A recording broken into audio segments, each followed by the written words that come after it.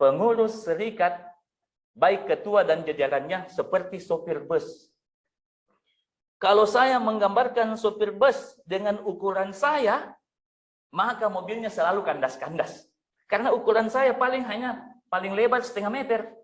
Sehingga ketika saya lewat, amanlah. Tapi busnya tinggal. Karena bus lebih lebar daripada tubuh saya. Begitu juga kalau saya mundur. Kalau saya mundur, tidak boleh saya bayangkan posisi saya yang hanya sebegini. Harus saya bayangkan bahwa tubuh saya ada di ujung sana. Yang beberapa meter. Artinya apa? Inilah filosofi bahwa bukan mengamankan saya yang hanya 0,5 meter, tapi mengamankan semua penumpang seukuran bus yang besar.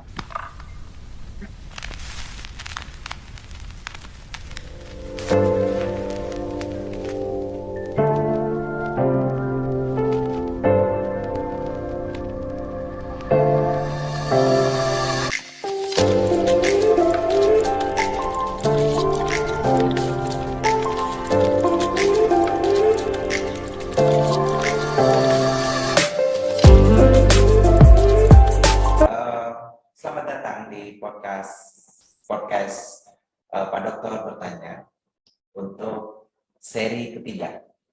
Kali ini saya telah mengundang seorang yang anti mainstream. Namanya cukup dikenal di lingkungan PT Semen Tonasa atau lingkungan PT Semen Indonesia. Nama beliau adalah Abdul Aziz Tahir, seorang calon Ketua Serikat Karyawan Semen Tonasa periode 2002-2025 sebagai nomor urut paslon 1. Selamat datang di podcast Pak Dokter Bertanya.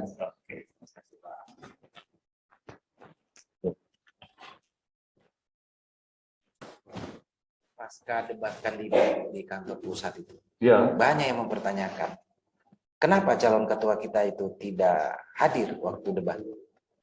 Ini banyak orang yang meragukan, sehingga pada sore hari ini di podcast Dokter Bertanya, Pak Dokter Bertanya ingin mendalami itu, kenapa calon ketua kita tidak hadir pada saat debat kandidat. Silakan. Ya, jadi memang baik dari perspektif saya maupun tim kami menganggap bukan kita tidak sadari kerugian yang kita alami dengan ketidakhadiran itu. Memang secara nyata bisa kita pahami bahwa itu akan merugikan elektabilitas daya pilih dari paslon 01 dengan ketidakhadiran saya tersebut. Dan itu memang banyak yang menyayangkan. Akan tetapi perlu kita pahami juga bahwa kenyataan membuktikan setelah saya dan tim diskusi dan melihat format pertanyaan yang diajukan oleh PPL, kami lihat di situ ada sesi tentang paslon lain bertanya kepada paslon yang lain, paslon 1 bertanya kepada paslon yang lain. Ini ada interaksi langsung antara paslon yang menurut kami itu secara etika kurang baik diterapkan di perusahaan kita. Kenapa? Secara kultur tidak semua apa yang menjadi tradisi di luar sana terkait dengan pilkada, pilpres dan seterusnya kita adopsi bulat-bulat untuk diterapkan ke pemilihan serikat kita. Kenapa? Dalam pemilihan di luar sana, saya sebut begitu, itu tidak ada kolaborasi langsung antara masyarakat satu dengan yang lainnya untuk mencapai tujuan-tujuan pembangunan baik pembangunan daerah maupun pembangunan nasional. Sedangkan dalam konteks perusahaan kita, keterikatan, penyatuan, persatuan, kekompakan karyawan yang satu dengan yang lain dalam rangka mencapai tujuan-tujuan perusahaan itu sangat dibuktikan, sangat dibutuhkan.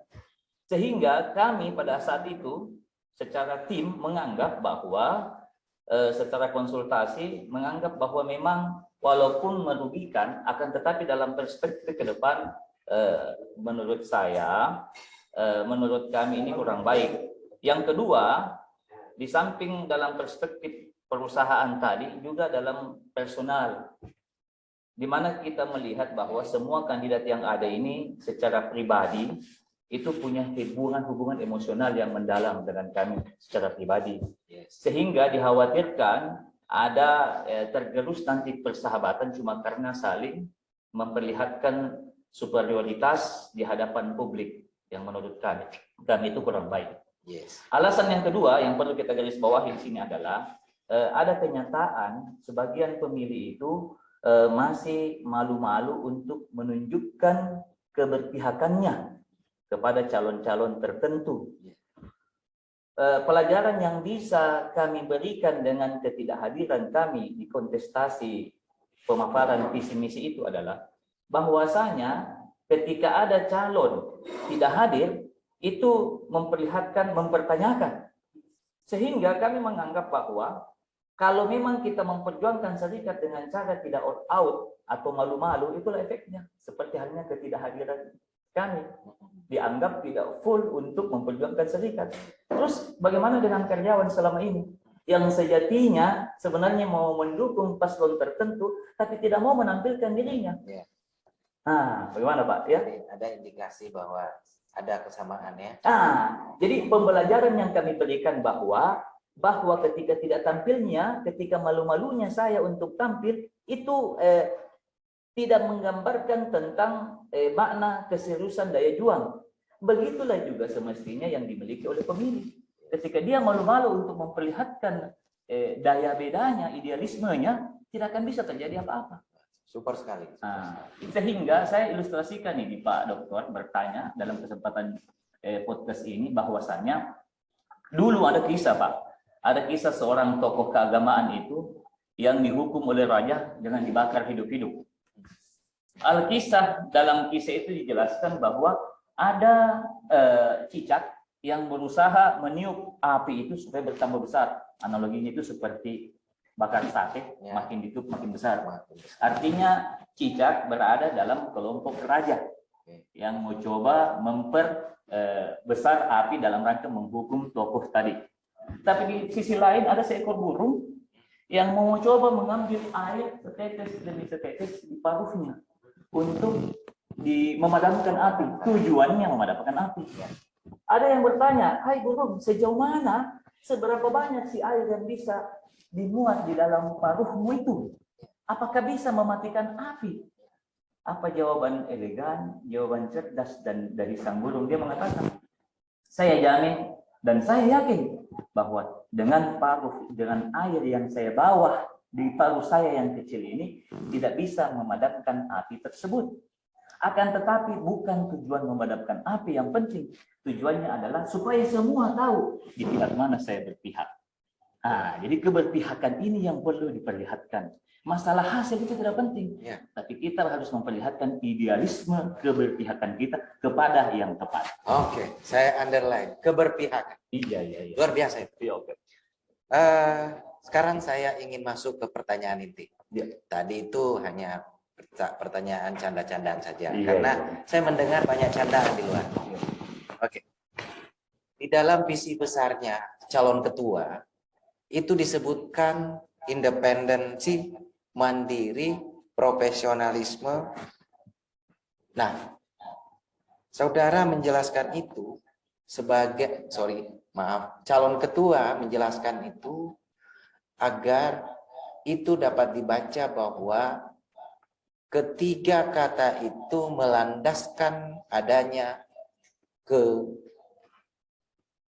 kesetaraan atau mitra sejajar dengan manajemen.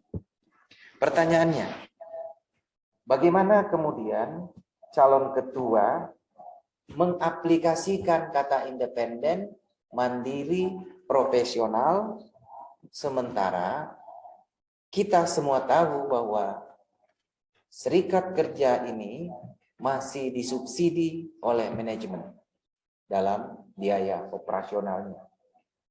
Bagaimana? Kemudian prinsip idealisme calon ketua, padahal di sisi lain ada kenyataan itu. Silakan. Ya, ini pertanyaan agak berat sebenarnya. Ya, tidak apa-apa. Jadi begini Pak Dokter, saya melihat bahwa di dalam pernyataan tadi tidak ada yang perlu dibenturkan.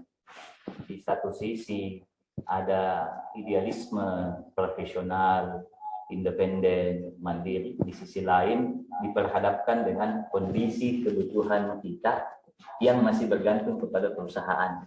Nah itu. Apa yang saya maksud?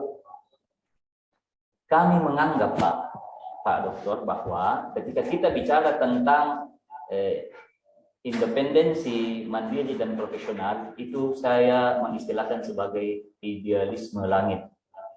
Apa yang saya maksud dengan idealisme langit? Bahwa langit ini bersih. Bersih, dia itu tidak ada tendensi. Dia semata-mata apa adanya, originalitas. Kemudian, karena dia idealisme langit, originalitas, maka kita harus tempatkan dia setinggi-tingginya. Tidak boleh ditawar dulu. Jadi idealisme itu harus setinggi-tingginya. Setinggi-tingginya. Sampai kemudian dia turun berhadapan dengan realitas bumi.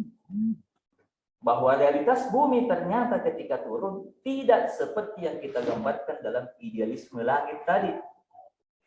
Inilah kemudian dijembatani ada namanya titik temu, tawar-menawar, negosiasi, dan seterusnya. Apa poin yang ingin saya jelaskan di sini, Pak Dokter, bahwa tidak boleh, alangkah baiknya tidak boleh kita tawar dulu. Jadi bukan negosiasinya yang digarisbawahi duluan. Jadi first-nya yang dahulu itu adalah tingkatkan idealisme langit setinggi-tingginya dulu. Karena kalau ditawar duluan, maka ketika kita berhadapan dengan realitas bumi tambah turun itu. Ya. Jadi kita harus kasih tinggi-tinggi dulu. Nanti kemudian kita ketemu dengan realitas bumi, kemudian disitulah baru negosiasi jalan. Disitulah kemudian ada senjata tawar-menawar perundingan yang kemudian dikelola dengan satu kalimat traktat yang saya istilahkan strategi dan taktik. Yang mungkin bicara tentang strategi taktik ini kita tidak akan bahas di sini, ya. Nah, tentang itu kami tidak akan bahas di sini. Sehingga saya mengistilahkan ini, Pak, cerita ini seperti filosofi ada seorang bapak yang mau menjual mobilnya dalam rangka tujuan untuk membayar hutang. Jadi kalau dia mau jual mobil untuk bayar hutang, seharusnya harga yang dia patok untuk jual mobil harus setinggi-tingginya. Ini yang saya maksud dengan idealisme. Jangan diturunkan, harus setinggi-tingginya karena mau bayar hutang. Nanti kenyataannya ketika saya atau kita atau si bapak mau menjual ternyata pasar tidak menghendaki, nah itulah baru negosiasi. Jadi itu yang saya maksud. Berikan kami Pak Mut, jangan negosiasi yang diutamakan, ya, jangan negosiasi yang diutamakan, tapi idealisme, tujuan, originalitas harus dipasang setinggi-tingginya. Nanti kemudian benturan kita dengan kenyataan realitas bumi atau kenyataan kondisi kinerja perusahaan, kenyataan dengan style leadership kepemimpinan yang ada di perusahaan itu, di dalam perusahaan itulah yang kemudian membuat ada titik temu negosiasi. Itulah baru ada proses tawar-menawar.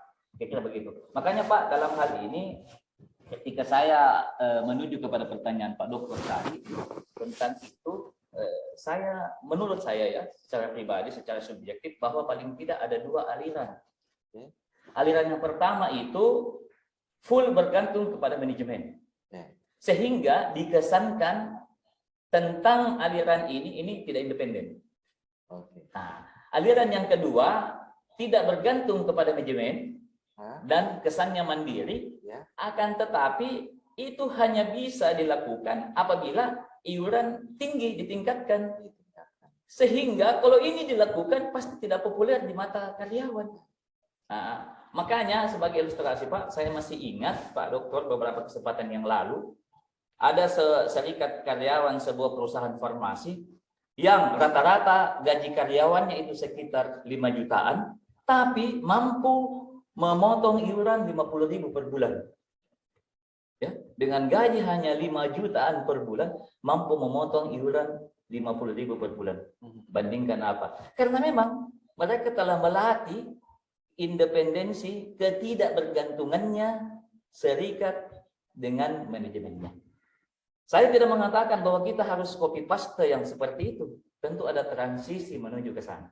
Sehingga kami bahasakan itu Pak setelah diskusi dengan teman-teman, bahwa paling tidak solusi itu adalah yang pertama yang bisa kita lakukan adalah mengurangi ketergantungan secara perlahan-lahan. Jadi tidak bisa diamputasi full. Nah, jadi kurangi ketergantungan ini bukan sekedar supaya sok wibawa, supaya dibilang serikat dan pengurusnya wibawa, atau bukan sekedar menghilangkan ketergantungan sama sekali. Juga di samping itu tujuannya paling tidak juga mendukung program perusahaan terkait dengan peningkatan efisiensi. Bukan itu program bersama. Jadi jangan hanya unit kerja saja yang efisiensi, serikat juga harus efisiensi. Nah, yang kedua paling tidak, serikat sekarang harus paling tidak mengevaluasi segala kegiatan-kegiatannya. Ya, apakah kegiatan-kegiatan itu menghapus yang tidak perlu? Kalau tidak bisa dihapus, dikurangi yang tidak mendasar. Atau dalam gambaran yang lain, bisa juga dalam setiap kegiatan-kegiatannya itu lebih mengutamakan konten daripada kemasan, daripada frame, daripada seremoni-seremoni belaka. Sehingga kegiatan-kegiatan itu betul-betul lebih kepada isi ya? Yang menyentuh kepada kesejahteraan karyawan. Betul sekali. Saya kira begitu Pak. Nah, makanya itulah yang saya maksud ketika kami diskusi dengan tim. Nanti ketika itu sudah dilakukan secara perlahan-lahan, kemudian kita sudah bisa memperlihatkan hasil kepada karyawan, baru memungkinkan kita memikirkan tentang kenaikan iuran. Itulah dalam bahasa kami kemarin dalam diskusi terbatas, urutan-urutannya itu Pak, idealisme langit, negosiasi dengan bumi, dengan realitas kondisi perusahaan. Kemudian ada strategi yang dilakukan dalam hal negosiasi tersebut, sampai menghasilkan hasil. Kalau sudah ada hasil, baru bisa menaikkan iuran. Sehingga logika terbaliknya, haram menaikkan iuran, kecuali karyawan sudah bisa melihat hasil dari perjuangan. Gitu, Pak. Saya ambil catatan tadi. Pada prinsipnya, marwah SKST ini harus dinaikkan dulu. Ya. Lalu kemudian pengurus SKST yang terpilih harus memberikan hasil, lalu kemudian meminta hak-hak ataupun kewajiban untuk dipenuhi. Apakah seperti itu? Ya. Oke. Kurang begitu. Kalau begitu, pertanyaan berikutnya. Nah, seorang calon ketua juga sebagai penanggung jawab dari sebuah unit kerja, di mana unit kerja itu kemudian langsung dibawahi oleh manajemen atau melalui, ada yang langsung atau tidak langsung. Jadi saya katakan melalui, sehingga ada beberapa kendala nanti yang menyebabkan secara struktur ada ketergantungan. Pertanyaannya, bagaimana calon ketua menghindari adanya benturan antara kepentingan unit kerja yang secara otomatis langsung dikendalikan oleh manajemen dan kepentingan serikat kerja, di mana calon ketua sebagai kapten di situ yang mengarahkan permainan di dalam kepengurusan serikat. Ada teori yang mengatakan bahwa teori opportunistic managerial. Kebetulan teori ini saya pakai waktu saya susun disertasi saya, namun pembimbing saya menolaknya karena menganggap bahwa itu cenderung kepada human capital. Padahal based on daripada disertasi saya adalah finance management. Nah, kira-kira bagaimana calon ketua menghindari turbulensi itu antara dua kepentingan? Tentu dilihat dari aspek opportunistic managerial, di mana opportunistic managerial itu mengungkapkan bahwa dia akan menggunakan segala cara untuk mendapatkan apa yang diinginkan, baik secara perorangan maupun secara performa. Silakan. Saya agak terkesima ini mendengar pertanyaan Pak Dokter. Saya merasa seperti ujian disertasi saja. Karena kebetulan Pak, saya mau jelaskan, kita sama-sama S3. Saya juga SD, SMP, dan STM. Ya, jadi paling tidak samalah.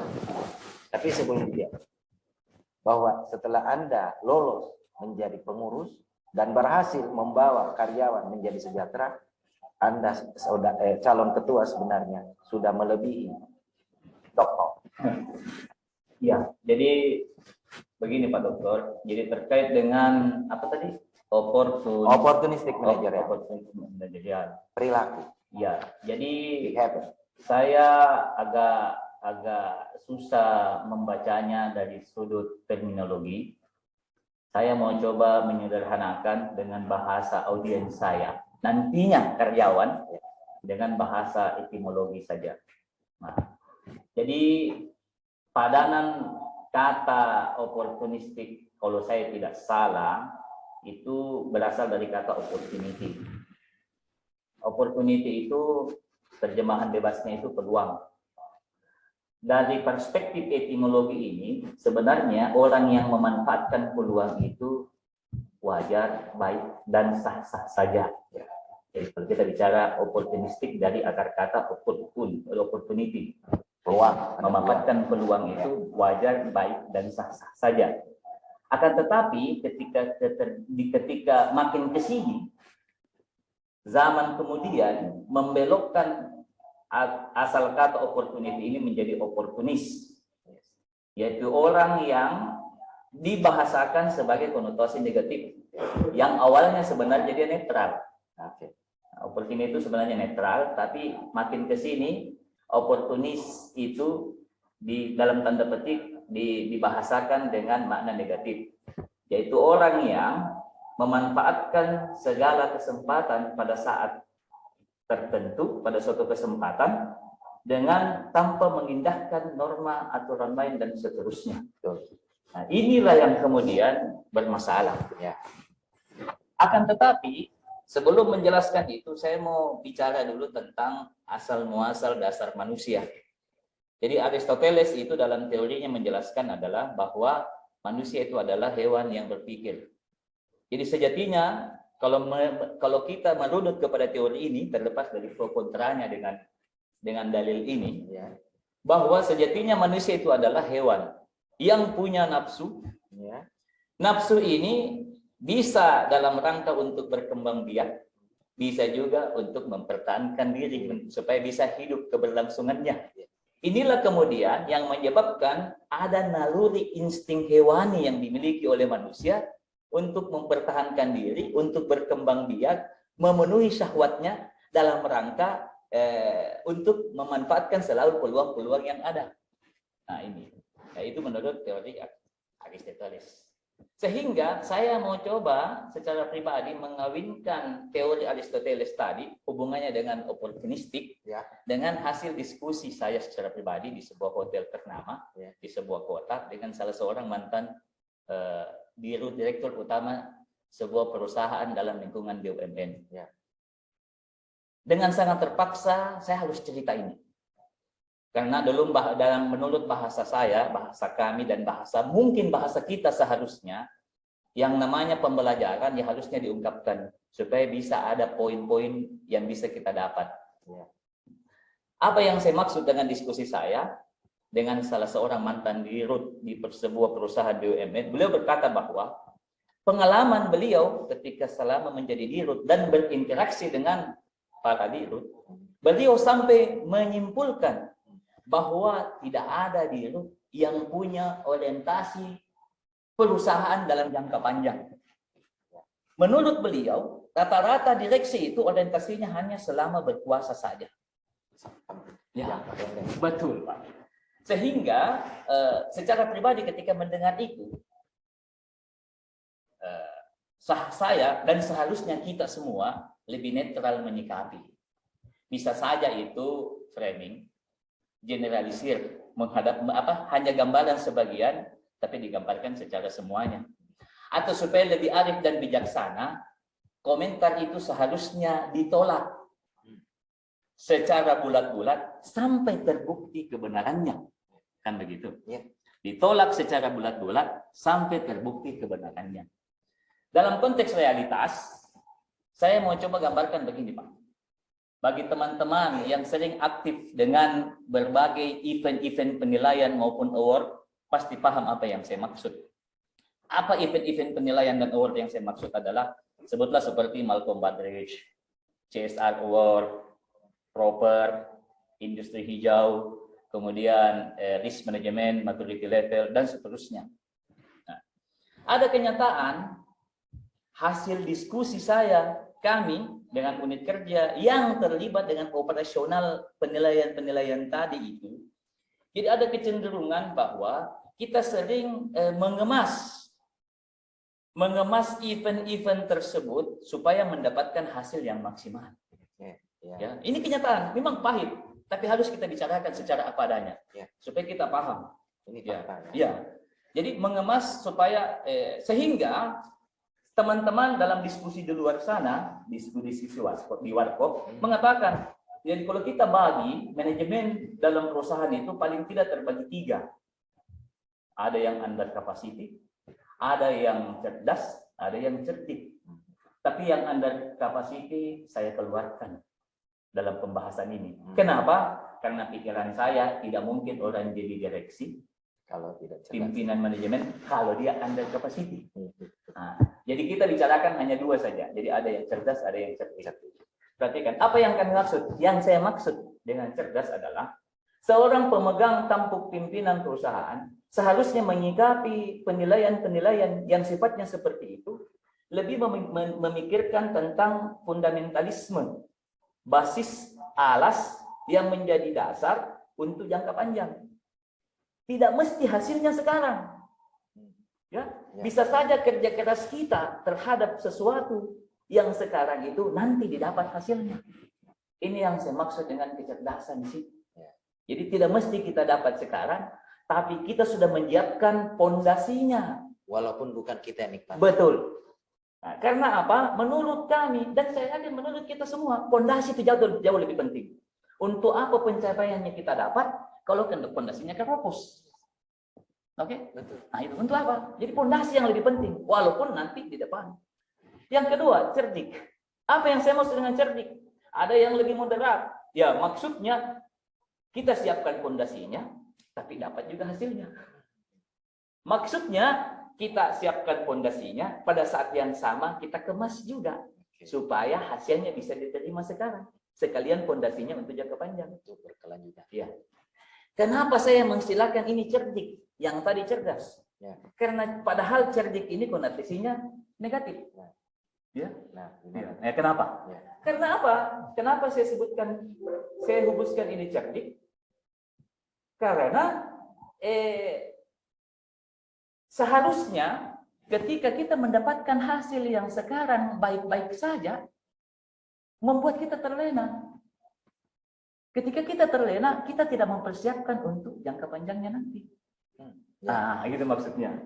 Sehingga yang lebih penting itu adalah adanya komunikasi yang intens, yang maksimal antara manajemen puncak dengan teknis pengelola di lapangan. Kalau ada keterbukaan antara pengelola operasional dengan manajemen puncak, sehingga kita bisa atur strategi yang lebih baik untuk ke depannya. Oke. Saya kira penjelasan tadi saya bisa simpulkan bahwa ada unsur keterbukaan yang disampaikan manajemen kepada seluruh karyawan yang ada di bawahnya. Apakah betul seperti itu? Bagaimana Pak? Ulangi. Ada keterbukaan yang disampaikan manajemen terkait pengelolaan perusahaan ini kepada seluruh karyawan. Ya, jadi sebenarnya begini Pak. Isu tentang opportunistik ini isu yang sensitif. Karena ada efek yang akan menjadi dampak kepada pribadi pengurus. Akan tetapi kita harus pahami bahwa yang namanya serikat Pak, serikat karyawan dimanapun adanya, tidak terlalu menonjolkan kekhawatiran efek dampak kepada pribadi pengurus, tapi lebih kepada dampak kepada seluruh karyawan. Yang harus kita pahami, Pak, bahwa pengurus itu menjadi pemimpin terhadap karyawan yang banyak. Seluruh karyawan saya garis bawahi. Seluruh yang saya garis bawahi adalah mulai karyawan yang sudah dan mau pensiun besok, sampai kepada karyawan yang masa kerjanya masih panjang, angkatan 2012 yang paling muda. Bukan kepentingan pribadi, tapi semua ini harus kita ramu menjadi sebuah kepentingan. Sehingga ketika Bapak tadi mengatakan bahwa ada transparansi, kita mau begitu. Jadi bicara tentang benturan tadi oportunistik, silahkan orang bicara tentang benturan oportunistik. Tapi dalam teori, Pak, yang namanya oportunistik itu tidak boleh menjadi falsafah hidup orang yang mengurusi banyak orang. Ya, secara personal mungkin bisa, tapi ketika mengurusi banyak orang itu tidak boleh menjadi falsafah hidup. Kenapa? Karena kita diawasi oleh semua orang. Jangan sampai kebebasan kita berbenturan dengan kebebasan yang dimiliki orang lain. Atas dasar itulah kemudian ada titik temu. Apa yang saya maksud dengan titik temu? Titik temunya itu adalah transparansi dan proporsionalitas. Oke. Kalau dia proporsional, yang engkau dapatkan, oportunistik yang engkau dapatkan, manajemen dan karyawan sama-sama proporsional, dibingkai dengan transparansi, maka semua bisa mengukur. Kita semua bisa mengukur dengan sebaik-baiknya. Luar biasa. Karena SKST itu hadir, dibuat karena janji. Maka janji itu harus ditepati. Oke, setelah ini baru kita lanjut. Karena ada iklan yang lewat. Oke, guys.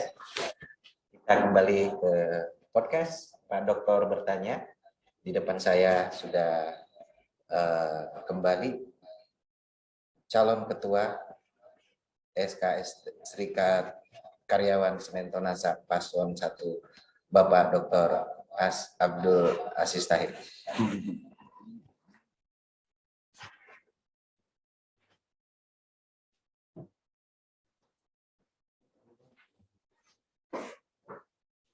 Seandainya calon ketua terpilih menjadi pengurus SKST, apa rencana kerja 100 hari, saudara calon ketua? Maaf, calon ketua. Oke.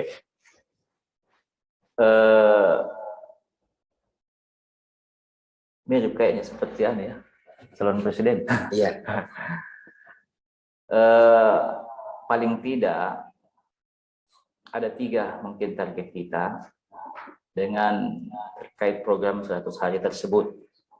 Yang pertama itu adalah meminimalisir gap antara pengurus pusat dan pengurus komisariat, juga karyawan. Karena tidak bisa kita solid mencapai tujuan-tujuan serikat jika kita tidak punya pemikiran konsep yang sama. Yang kedua terkait dengan restorasi komisariat. Kita menganggap bahwa antara komisariat dengan pengurus pusat satu irama yang sama. Tidak mungkin bisa bekerja sama terkait dengan poin yang satu tadi. Kemudian yang ketiga terkait dengan sosialisasi pentingnya kepada semua karyawan untuk selalu solid dan kompak. Nah, inilah juga yang menjadi alasan kenapa yang diusulkan oleh sebagian karyawan ada kesan katanya pengurus serikat paslon calon nomor 1 tidak serius. Karena kami menganggap bahwa pesta ini bukan sekedar bagaimana caranya supaya bisa menang, tapi apa yang bisa dilakukan nanti setelah menang. Justru disitulah garis bawahnya. Yang tidak mungkin bisa kita maksimal dalam melaksanakan roda organisasi ini jika masih ada gap. Itulah sebabnya dalam kampanye bisa kita semua cross check di lapangan. Ketika kami melakukan kampanye, kami itu lebih kepada bukan mengajak untuk memilih paslon 01, tapi lebih kepada sosialisasi bagaimana seharusnya peran karyawan dalam menyokong pengurus pusat supaya target bisa tercapai. Itulah juga sebabnya ketika ada isu kedua yang berkembang tentang SKST itu atau menjadi pengurus SKST itu menjadi pengurus serikat sebagai batu loncatan untuk mencapai tujuan-tujuan promosi atau ambisi pribadi. Itulah yang menjadi isu. Jadi dalam kesempatan ini saya dan kita semua perlu dipahami, dibuka wawasannya. Bahwasanya komitmen di paslon 1 kita menganggap bahwa kalau nanti paslon 1 dipromosi oleh manajemen, tidak boleh serta-merta harus diterima promosi itu. Tapi harus persetujuan dulu oleh pengurus komisariat. Apabila mayoritas pengurus komisariat atau minimal 50% per 1 menyetujui promosi itu, baru pengurus pusat yang mau dipromosi tersebut boleh menerima itu. Jika tidak sampai, bisa karena objektif, bisa juga karena sentimen, yang menyebabkan mayoritas atau 50% plus 1 itu menolak, maka yang bersangkutan sebagai pengurus tersebut tidak boleh menerima promosi tersebut. Apa maksudnya ini? Walaupun secara pihak kami ini merugikan secara pribadi, tapi isu yang mau dihembuskan adalah agar supaya ketika kami sebagai paslon 1 menghembuskan isu ini bisa ditangkap oleh para karyawan supaya mereka hilang prasangkanya. Prasangka bahwa jangan-jangan nanti pengurus pusat ini lebih oportunis terhadap tujuan-tujuan tadi. Ya, sebagai oportunis. Jadi dengan menghembuskan ini sejak awal untuk membuktikan bahwa tidak ada target itu. Sehingga ketika tidak ada prasangka, maka bisalah kita menyongsong 100 hari bahkan 3 tahun supaya bisa bagus. Karena apa? Jadi agak sulit kita mau melibatkan karyawan, sense of belonging, rasa memiliki perusahaan ini, rasa memiliki serikat ini, organisasi ini, kalau mereka itu melihat ada jarak antara karyawan dengan pengurus pusat. Salah satu contoh jarak yang saya maksud, seakan-akan target antara karyawan dan target pengurus pusat beda. Karyawan mau kesejahteraan yang merata, pengurus pusat punya target pribadi. Tapi ketika ini kita nafikan, kita hilangkan bahwa tidak ada target pribadi dengan dibuktikan tadi persetujuan komisariat atas promosi personal pengurus pusat untuk membuktikan kepada mereka tidak ada target pribadi. Ya, jadi melibatkan mereka dalam rangka untuk menyamakan, tidak ada prasangka. Ya. Kemudian yang kedua adalah kita menargetkan bahwa pengurus pusat itu mampu memberdayakan anggotanya.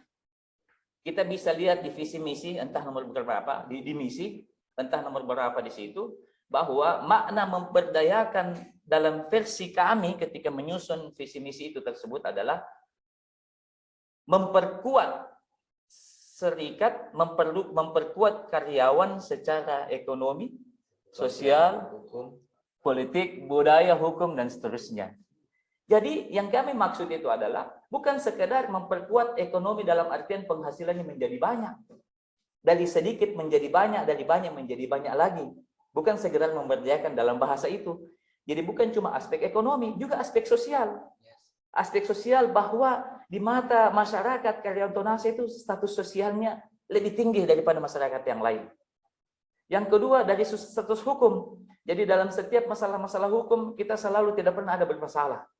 Masalah budaya juga demikian, masalah politik juga demikian. Kita punya bargaining yang kuat. Jadi secara umum kita mau berdayakan. Akan tetapi dalam teori memberdayakan karyawan susah diwujudkan apabila kita tidak merubah pola pikir mereka. Makanya konsen kita terkait dengan 100 hari juga meningkatkan pola pikir karyawan. Apa yang saya maksud dengan pola pikir karyawan? Waktu paslon 01 kampanye di teman-teman SDM dan juga kampanye di teman-teman keuangan. Kami sebagai paslon 1 mengatakan bahwa kenapa karyawan kenyataannya selalu melihat teman-teman di SDM seperti musuh. Ya, seakan-akan SDM ini mengebiri kesejahteraannya, membatasi pergerakannya, mempersulit masa depannya, pergerakannya, kesejahteraan dan seterusnya. Ada kesan. Padahal semua karyawan dan kita semua harus memaknai fungsi SDM ini hanya operator, menjalankan aturan dan kebijakan yang sudah diturunkan dari atas. Sehingga yang harus kita pahami dari kalimat ini adalah pengurus serikat bukan sekedar mensejahterakan karyawan tertentu, unit tertentu, tapi juga unit SDM yang selama ini berjarak, juga unit keuangan yang selama ini seakan-akan berjarak lebih dekat kepada manajemen daripada karyawan. Semua itu adalah anggota SKST, harus diberdayakan, harus disejahterakan. Termasuk unit humas. Termasuk unit humas, termasuk unit legal, kemudian semua tanpa terkecuali. Dan juga dalam arti luas, seluruh karyawan ini yang saya bahasakan tadi, semua unit kerja, bukan sekedar karyawan bawah, juga karyawan atas. Bukan sekedar karyawan pabrik, juga kantor pusat, bahkan penugasan, dan semuanya. Sehingga harus kita mengelola semua itu sebagai hal yang menjadi tanggung jawab. Inilah yang saya bahasakan, Pak, kalau pengurus pusat mendiskon jabatannya. Apa yang saya sederhanakan ya dengan filosofi mendiskon? Kalau kita mendiskon jabatan kita, berarti kita menurunkan level kita ke bawah. Kalau kita menurunkan level kita ke bawah, berarti karyawan dan problemnya menjadi tinggi, menjadi besar. Kalau dia menjadi besar, hal yang besar itu pasti dipikul. Yang dipikul itu pasti berat. Tapi tetap posisinya sebagai di atas, karena kalau kita di atas, yang namanya karyawan dan problemnya itu di bawah. Kalau di bawah pasti dijinjing, yang dijinjing pasti ringan. Inilah yang saya maksudkan dengan bahwa seharusnya pengurus serikat menyikapi semua karyawan anggotanya itu seperti anak terhadap orang tua. Ini agak lebay dan berlebihan. Tapi yang saya maksud dengan filosofi anak adalah anak seapapun bandelnya dia. Mulai dari anak yang paling baik penurut sampai anak yang paling bandel, tidak pernah ada keinginan kita untuk memecat atau untuk tidak memperjuangkan atau tidak mensejahterakan. Apapun kondisinya tetap menjadi tanggung jawab kita. Itulah yang mengeksplor kita punya kemampuan terlepas daripada beda-bedanya kebutuhan anak, semuanya harus dipenuhi kesejahteraannya. Tidak peduli bahwa dia baik atau nakal, tua atau muda, masih lama pensiun atau sudah besok, atau tinggi jabatan atau rendah, ini yang kami bahasakan dengan seluruh karyawan tanpa terkecuali. Sehingga Pak, dalam filosofi ini saya membawa gambarannya pengurus serikat, baik ketua dan jajarannya seperti sopir bus. Kalau saya menggambarkan sopir bus dengan ukuran saya, maka mobilnya selalu kandas-kandas. Karena ukuran saya paling lebar 0,5 meter.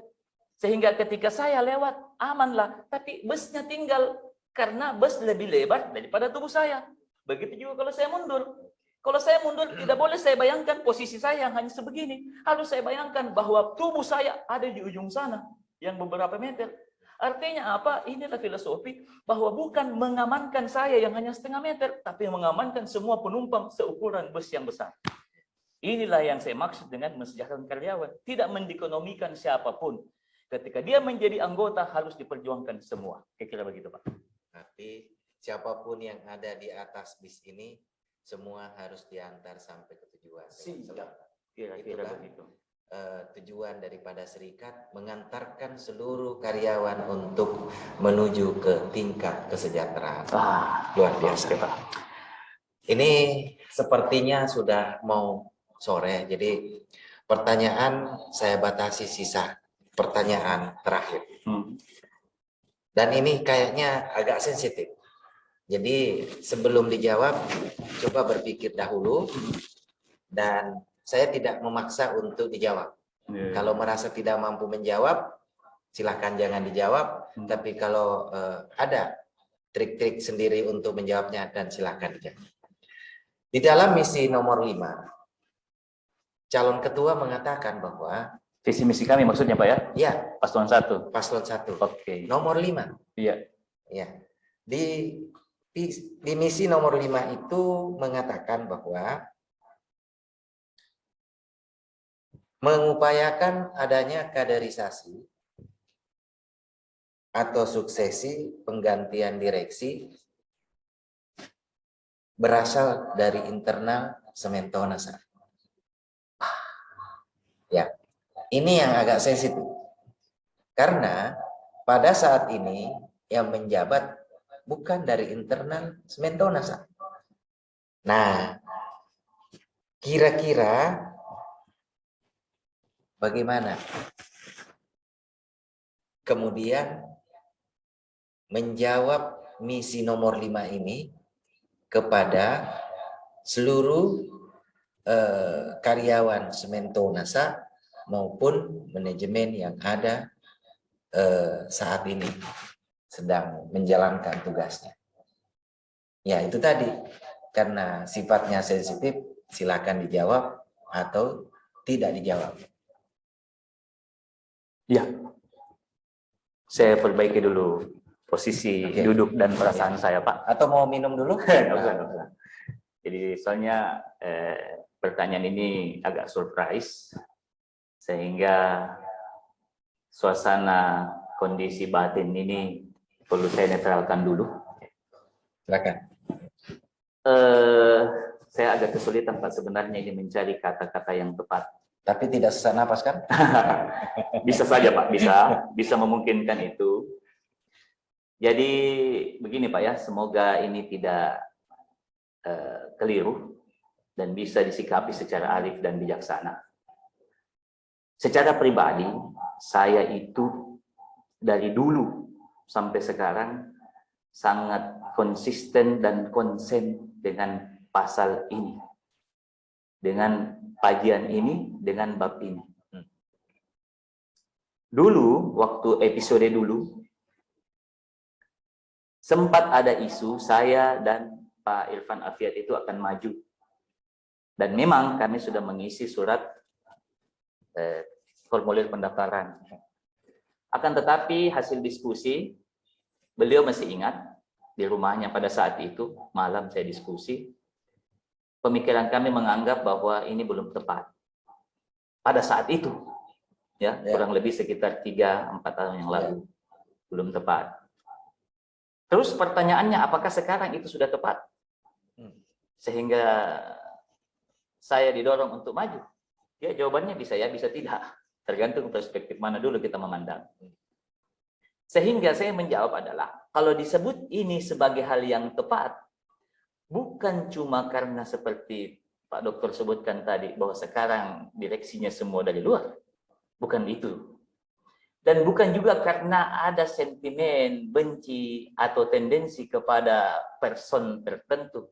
Sama sekali jauh dari itu. Karena kita juga sadar, memasukkan isu ini dalam misi, ini akan menjadi bumerang kepada paslon 01. Kita tahu bumerang, Pak, ya? Sebuah olahraga melempar sesuatu, kemudian kembali ke kita, ditangkap kembali. Mental. Ya, artinya itu akan menyerang balik, merugikan personal pengurus pusat.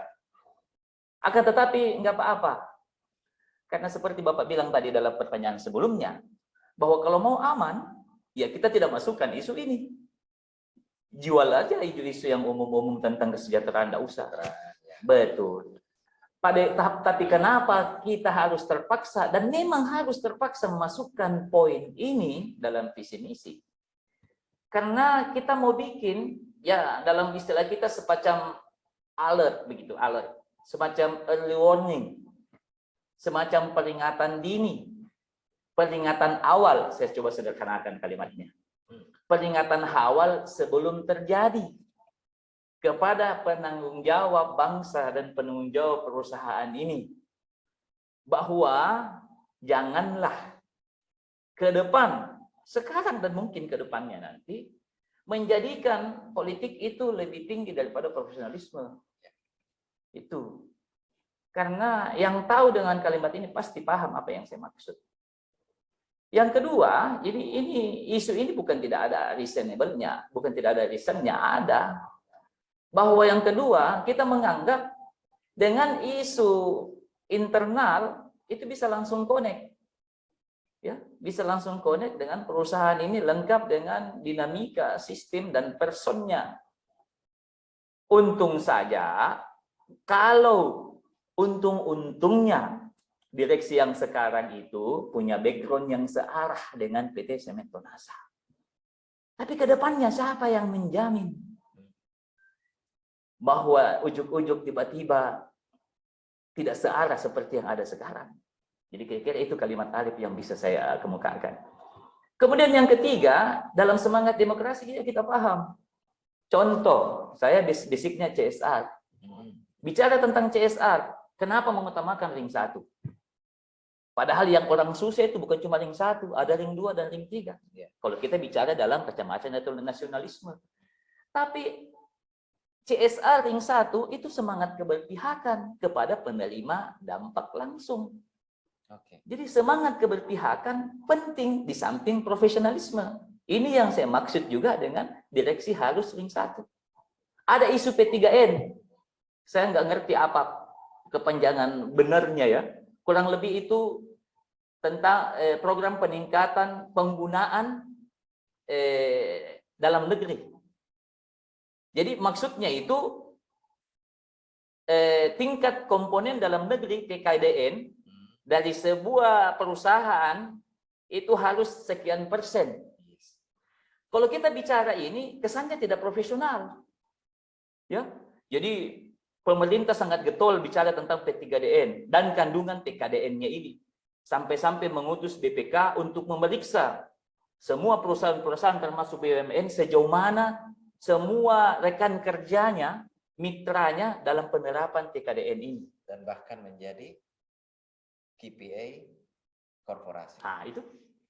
Jadi kalau kita melihat sepintas, ini tidak profesional. Maksudnya kalau ternyata dari luar negeri lebih murah. Harusnya dari luar negeri toh. Tapi kenapa kemudian kita mendukung, ya, mensupport ini TKDN? Karena ada keberpihakan di situ, poinnya. Jadi ada semangat keberpihakan, bukan semata-mata profesionalisme NC sejak semata. Nah, jadi apa yang saya mau rajut dari perkembangan ini adalah bahwasanya ini keberpihakan yang mau coba diberikan secara proporsional. Nah, makanya itu kalau ada yang bilang, terus bagaimana perspektif direksi yang ada sekarang? Atau mungkin Kementerian BUMN menyikapi isu ini? Ya, dalam bahasa kami secara sederhana, gampang saja. Ngapain meragukan direksi? Karena apa? Yang menjadi direksi sekarang dan dimanapun pasti orang hebat. Tidak mungkin jadi direksi Pak kalau tidak hebat. Sehingga orang hebat harusnya mendukung isu ini. Ini bahasa kami, jadi positive thinkingnya orang hebat pasti mendukung isu ini. Karena ini dipertanggungjawabkan. Nah, yang kedua, ini isu ini walaupun kita hembuskan sekarang dan sudah menjadi isu lama yang saya maksud tadi Pak ya, konsen dan konsisten dengan isu ini sejak beberapa tahun yang lalu. Saya juga mendengar dalam beberapa diskusi yang tanpa sengaja. Bapak Direktur Operasi kita dan Direktur Keuangan kita, Pak Gen dan Pak Win juga, sangat mendukung tentang kaderisasi dari internal PT Semen Tonasa. Itu yang saya tangkap. Puncaknya Pak Dirut kita pada upacara 17 Agustus. Mungkin peserta yang lain tidak memperhatikan, tapi saya sangat tertarik pada kalimat terakhir dalam sambutan beliau. Apa? Nah ini, beliau menyebutkan bahwa kenapa kami menyengaja menjadikan semua JM-JM menjadi petugas upacara. Karena kami sebagai direksi, kata Pak Dirut, menginginkan ke depan yang menjadi pemegang tongkat estafet pelanjut menjadi direksi adalah dari internal, dari JM-JM internal Semen Tonasa. Berarti searah dengan searah Pak. Jadi makanya itu, jadi ini bukan hal yang bagaimana-bagaimana. Sekali lagi Pak, walaupun ini orang menurut orang akan menjadi bumerang, mungkin merugikan diri karena terasa seperti ada yang terugikan dengan misi ini. Akan tetapi yang penting bagi kami bukan perspektif itu. Mana yang menguntungkan bagi karyawan. Seperti bus tadi. Penumpang kami bukan sekedar karyawan, tapi ada juga para JM-JM. Mulai dari pelaksana, kepala regu, manajer, senior manajer, JM, yang juga punya mimpi menjadi yang terbaik di perusahaan ini. Kita harus akomodir itu. Nah, makanya Pak ketika bicara tentang SKSP memikirkan seluruh karyawan, dari yang paling bawah, menengah, sampai karyawan atas. Isu ini sensitif. Para JM, SM, dan JM tidak pernah mengusulkan ke saya. Karena saya yakin memang ini sangat sensitif. Tapi yang harus kita pahami sebagai pengurus serikat, tanpa diusul sekalipun, jika dia menjadi isu penting, hangat, dan kebutuhan anggota, tetap harus diperjuangkan. Tetap. Jadi tidak mesti harus diusul. Inilah yang saya istilahkan dengan jadilah pengurus serikat yang peka. Peka terhadap kebutuhan anggotanya di level jabatan apapun, sehingga kita bisa salurkan, walaupun tanpa diusulkan sekalipun.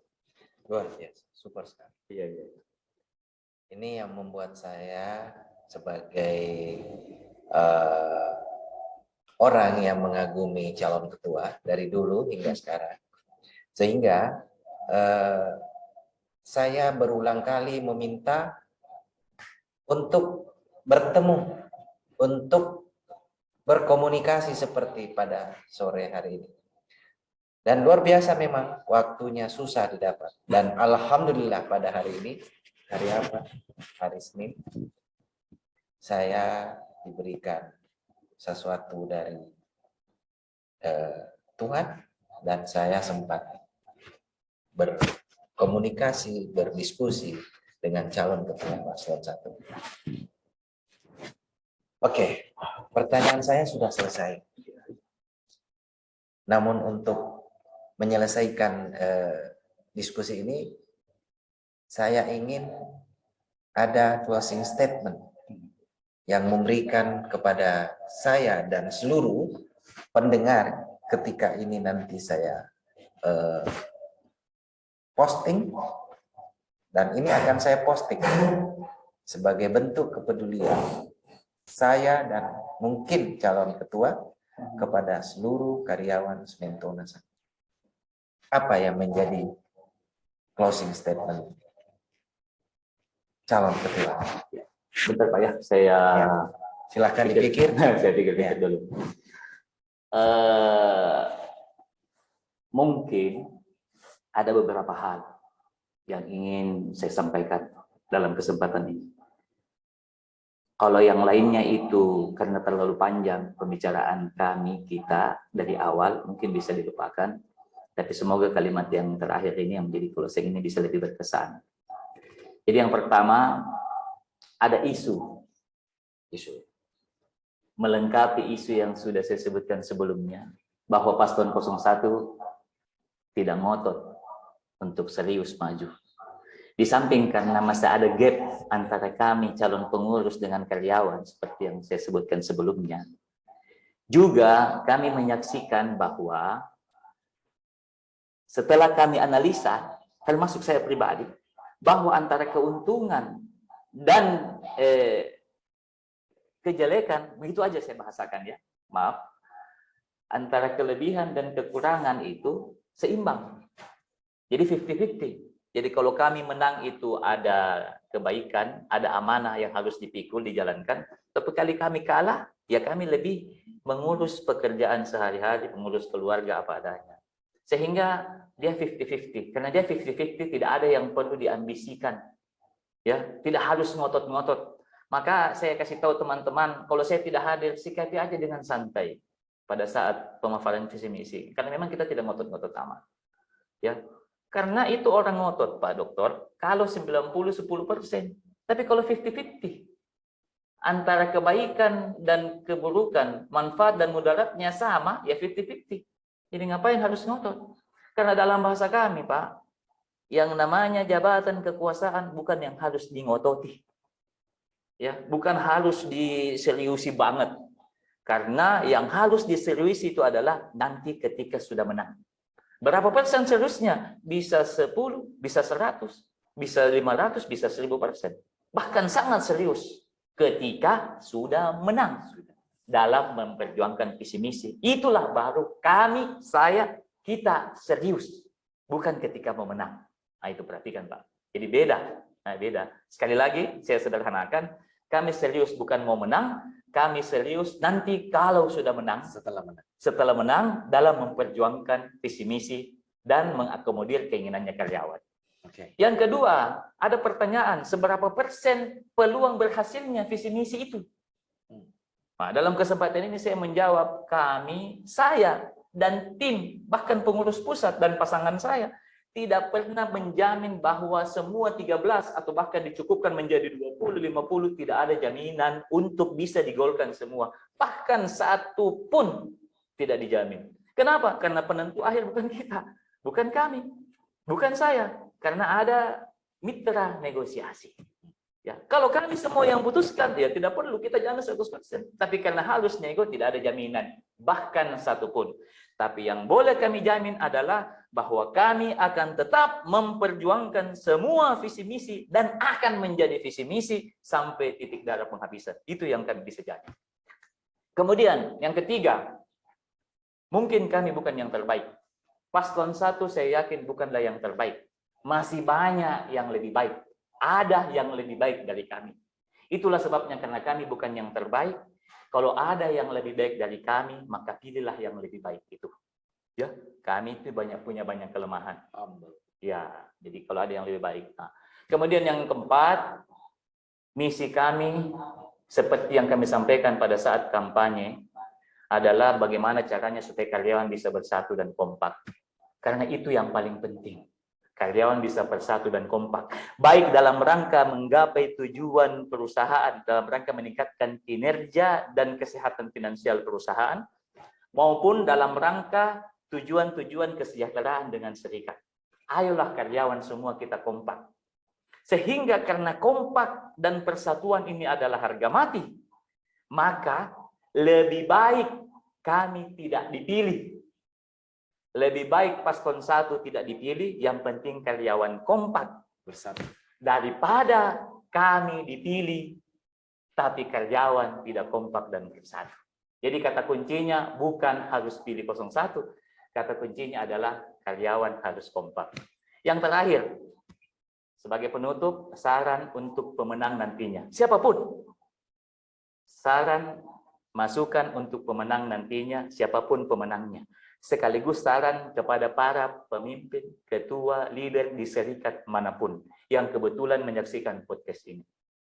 Saya secara pribadi, kami paslon 1 berpesan bahwa yang jadi pengurus nanti,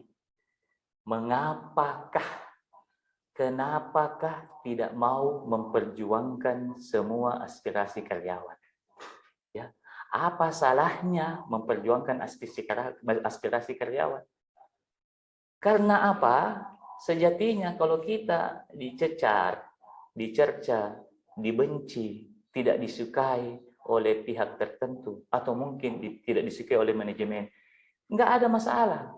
Karena sejatinya kita tidak sedang memperjuangkan keinginan pribadi saya dan pribadi pengurus.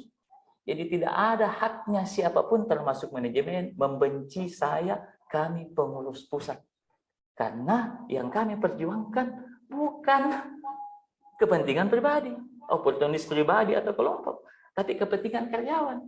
Sehingga kalau besok-besok ditanya kenapa memperjuangkan ini, saya tidak memperjuangkan aspirasi pribadi, tapi memperjuangkan aspirasi karyawan. Sehingga tidak perlu ada risih, sungkan untuk menyampaikan semua aspirasi karyawan.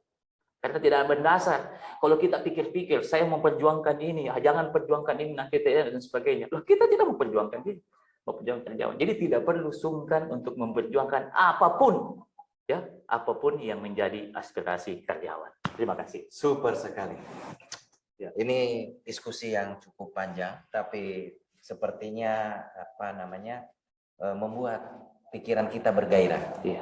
Karena yang kita hadapi adalah orang yang mainstream. Orang yang mainstream, banyak ide, kemudian punya sikap, punya prinsip yang tidak dapat diganggu-gugat oleh yang lain. Baiklah, saya ucapkan terima kasih atas kedatangan saudara calon ketua paslon 1. Semoga dapat menjadi inspirasi, perhatian, dan kepada seluruh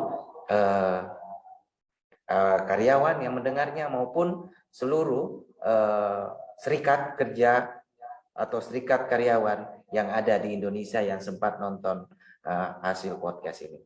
Semoga ini menjadi manfaat buat kita semua. Sekali lagi saya ucapkan terima kasih atas kedatangan saudara calon ketua di podcast Pak Dokter Bertanya. Moga-moga di kesempatan lain kita dapat berjumpa kembali. Hai guys, untuk podcast pada sore hari ini sekitar 1 jam kita sudah berdiskusi dengan narasumber kita. Untuk itu saya ucapkan terima kasih dan sampai jumpa untuk podcast ketiga saya berikutnya dengan tentu narasumber yang lebih menarik lagi. Assalamualaikum warahmatullahi wabarakatuh. Selamat sore.